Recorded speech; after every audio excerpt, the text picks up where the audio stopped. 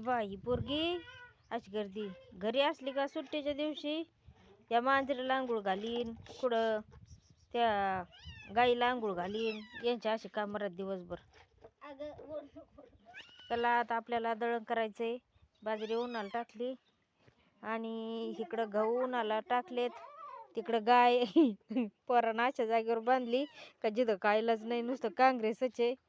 तिला दुसरीकडे बांधावं लागन. त्याला कवाची म्हणून राहिले, पण त्याला काय इकडे यायला टाईम भेटाना. तेव्हा आता बिजी सध्या, त्याचं संपलं का मग त्याला इकडं पाठीते आणि मग गाईला सडक लावायला लावते. हे बघा धुणं बिणं झालं आहे सगळं.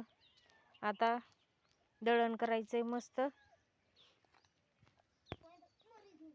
इथं आपण कांदे आणि लसूण लावला होता, तर तो लसूण आणि कांदे उगलेले आहे मस्त.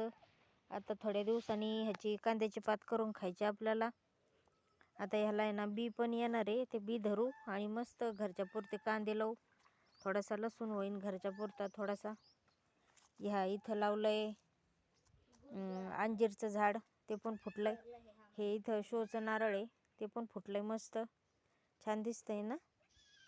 नक्की सांगा बरं का. पण सबस्क्राईब केल्याशिवाय लाईक केल्याशिवाय जाऊ नका. कमेंट करा एक एक. धन्यवाद.